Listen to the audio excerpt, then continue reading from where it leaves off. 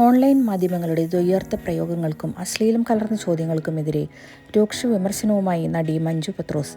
തന്നോട് മാധ്യമങ്ങൾ എന്ത് ചോദിക്കണമെന്ന് തീരുമാനിക്കേണ്ടത് താനാണെന്നും ആത്മാഭിമാനം അടിയറവ് വെച്ച് ആരും ജീവിക്കരുതെന്നും മഞ്ജു ഓർമ്മിപ്പിച്ചു. സെലിബ്രിറ്റികളായ സ്ത്രീകൾ ഓൺലൈൻ മാധ്യമങ്ങൾക്ക് എന്തും ചോദിക്കാനുള്ള ധൈര്യം ഉണ്ടാക്കി കൊടുക്കരുത്. നമ്മുടെ പെരുമാറ്റം കൊണ്ട് അവർ അതിലിടാൻ ഭയപ്പെടണം.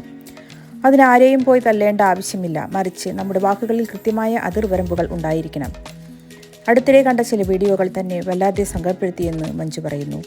കാറിലേക്ക് കയറുന്ന ഒരു സ്ത്രീയോട് പിന്നിൽ നിന്നൊരാൾ ദ്വ്യാർത്ഥത്തിൽ കമന്റ് പറയുന്നതും ആ സ്ത്രീ അത് കേട്ട് തിരിഞ്ഞു നോക്കി ചിരിക്കുന്നതും കണ്ടു. അതുപോലെ വട കഴിച്ചിട്ടുണ്ടോ എന്നൊക്കെയുള്ള യാതൊരു ബഹുമാനവുമില്ലാത്ത ചോദ്യങ്ങൾ ചിലർ ആസ്വദിച്ച് മറുപടി പറയുന്നത് കാണുമ്പോൾ വലിയ ബുദ്ധിമുട്ട് തോന്നാറുണ്ടെന്നും ഇത്തരം പ്രവണതകൾ ഒരിക്കലും അനുവദിച്ചു കൊടുക്കരുതെന്നും അവർ വ്യക്തമാക്കി. നമ്മളെ കണ്ടു വളരുന്ന കുഞ്ഞുങ്ങളുണ്ടെന്നും നമ്മുടെ മാതാപിതാക്കൾക്ക് നമ്മളെ ഓർത്ത് അഭിമാനം തോന്നണമെന്നും താരം കൂട്ടിച്ചേർത്തു.